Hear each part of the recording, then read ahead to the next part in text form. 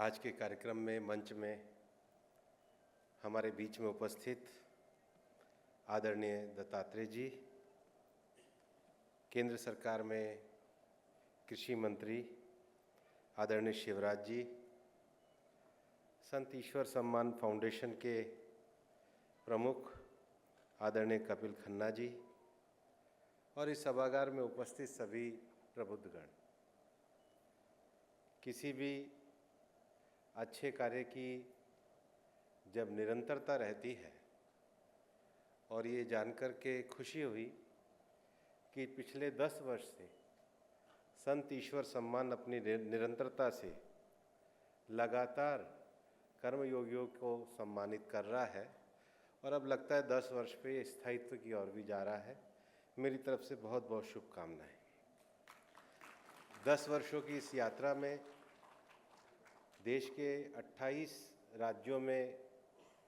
सेवा के लिए समर्पित लोगों को सम्मानित किया गया और आज भी अभी जब जनजाति क्षेत्र के सम्मान को मैं देख रहा था तो जो बुनियादी समस्याएं हैं, चाहे उड़ीसा के कोरापुट जिलों में एक किसी समाज को अधिकार देने का विषय हो और फिर चाहे तापी और डांग जिले में जनजाति समाज की सेवा का विषय हो या बुंदेलखंड इलाके में महोबा में हमारी बहन के द्वारा जल संरक्षण का कार्य किया गया हो, इन सेवा योगियों द्वारा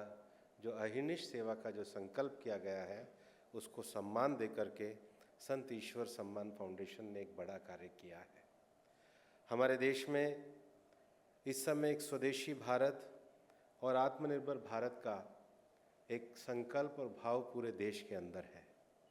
स्वदेशी भारत और आत्मनिर्भर भारत का अर्थ ही ये है कि समाज का हर व्यक्ति अपने आप में सक्षम हो और समाज में करुणा का भाव इस प्रकार से हो कि सब एक दूसरे को सहयोग करते हुए आगे बढ़ें। और इसलिए जब कॉफ़ी टेबल बुक भी यहाँ पे रिलीज़ हुई और उसके नीचे का जो सब टाइटल लिखा हुआ था,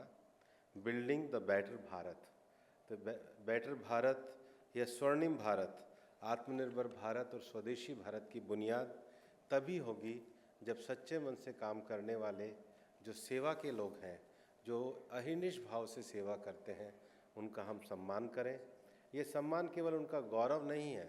ये सम्मान समाज में उस भावना को बढ़ाने की भावना को बढ़ाने का एक संबल प्रदान करना है जो करुणा के भाव से समाज के अंदर जो विषमता है, समाज के अंदर जो दारिद्र्य है, समाज के अंदर जो ऐसे लोग जो निशक्त हैं उनको अपने साथ लेकर के आगे चलने का भाव है, उसको आगे बढ़ाने का काम संत ईश्वर फाउंडेशन कर रहा है। आप सबको बहुत बहुत शुभकामनाएं। जय हिंद, जय भारत।